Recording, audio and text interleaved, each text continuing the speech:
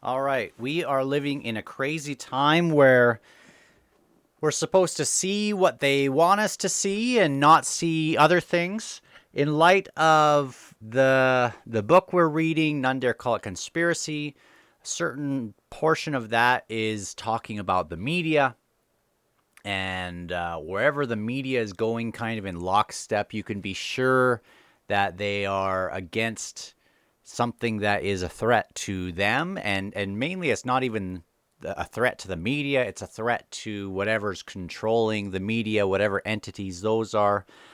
I always have thought that whether or not you like Trump or hate him, his most important achievement seems to be this light or mirror on the establishment and back on the media, and showing everyone just how blatant it is. It's not even about bias, like this is a left wing one and this is a right wing one.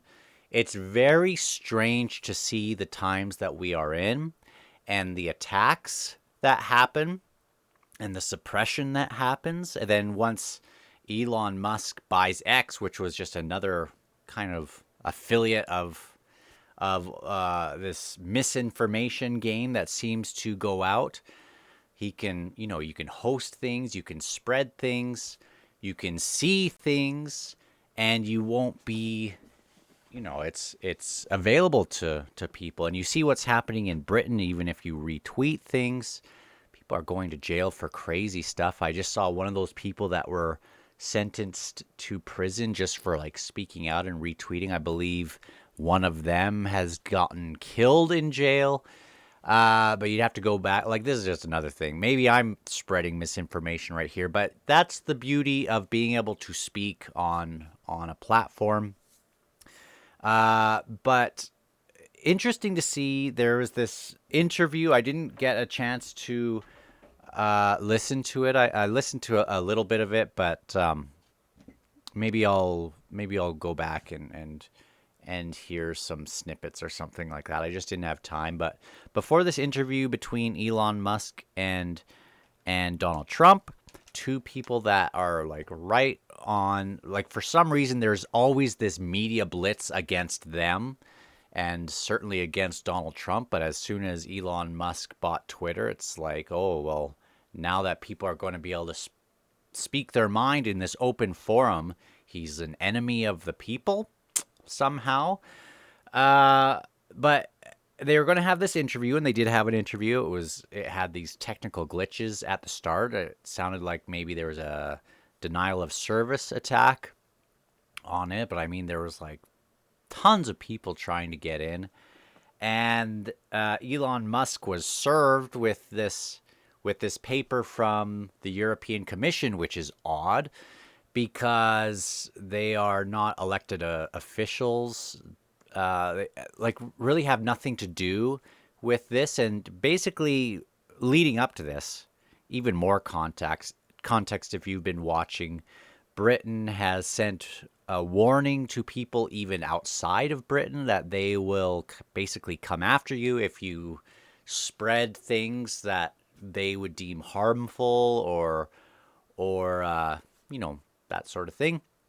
And now it's like the European Commission has sent this thing to Musk, basically telling him to tread lightly, and it just makes it seem more obvious about the stuff that is going on behind the scenes. And as soon as the interview was over, you get a wall of negative, like, people either loved it, but then there's also the same old, repeats talking points, and then they talk about this lisp, his lisp during it, like, rambling Trump. Fact check: Trump made at least 20 false claims in his conversation, and they never do this about the other side, which is what makes it just so apparent. But the thing that I wanted to bring up here, and the reason for this, is this video here. So, press secretary is being asked about what I'll just let you see this here. So let me just play it. Elon Musk is slated to interview Donald Trump tonight on X. I don't know if the president is going to tune in. Feel free to say if he is or not. But I think that misinformation on Twitter is not just a campaign issue. It's a America issue. What role does the White House or the president have in sort of stopping that, or stopping the spread of that, or sort of intervening in that? Some of that was about campaign misinformation, but it's a wider. I'll stop right there. The role is nothing. The role is nothing. This isn't Stalinist America or Stalin. Like, this is crazy. This is crazy what he is asking here. This is a press guy who is asking, since this is going to be on Elon Musk's platform and they're able to speak freely, and because of that, there's likely going to be disinformation and misinformation. What role does the state, what role does the executive branch have in making sure that they cannot speak freely? That is a crazy thing to ask in 2024. But for some reason, it has become normalized to ask that sort of thing and even to hope for that sort of thing. But when people see this, when people see stuff like that happening, things like that being done, and all this suppression of speech, and even people being jailed, know that that is exactly what people are talking about when they are warning about the dangers of things like communism, because that is just one of the things that is in the playbook and has been in the playbook each time a tyrant has been brought up in each of these countries and nations that has happened. It's really crazy. It's really frightening to see. You see that kind of thing happening in Britain. That sort of thing has happened in my country, up in Canada. It's wild. And it's interesting because they always use the far right sort of label on people that don't walk lockstep with what they are talking about. And when you think of the spectrum of the political spectrum, there's communism, and then there's supposed to be this center area, and then on the far right is fascism. And that's the way that these globalists sort of see the spectrum.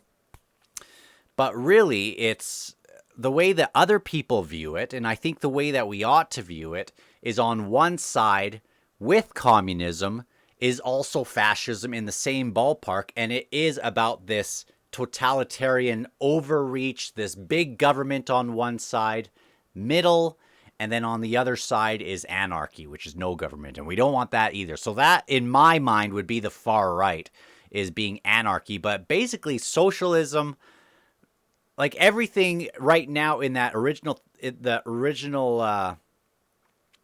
spectrum, and this is brought up in None Dare Call It Conspiracy as well, which you should read if you haven't. But basically everything in that other spectrum is a form of socialism. Even in the middle, the Fabian socialism, where there's this constant creeping to the left. Communism, there's globalist socialist platform, and then there's fascism, just a national socialism. They both share the same tyranny. They both share the same idea of government overreach that people who are far right are actually against. That is what they're against. So further on to the other side is anarchy, and then skewing to the left, like somewhere in the middle, but closer to the right, which is more of the limited or no government. But there's the limited government portion that is this constitutional, whatever you want to call it. I'm an idiot, but that is where people want the government to be. Not this government overreach, not no government, But this area in the middle where they protect certain things, but they're not limiting freedom of expression and speech. Things like this is just, it's the same thing. When you call people far right, like, understand where that's coming from. People on the far right, or people labeled far right, are against fascism, against communism. They're against government overreach. And it's crazy to see that on platforms, people will be silenced and people will be attacked for expressing that sort of thing. And even if I mentioned that, I'm sure I would be called far right for wanting less government overreach. There are things that happen in Canada that I've been sickened with myself. And I see things happening in Britain, the stuff happening in Venezuela. There's like, it's really crazy what is going on right now. We are in wild times. And this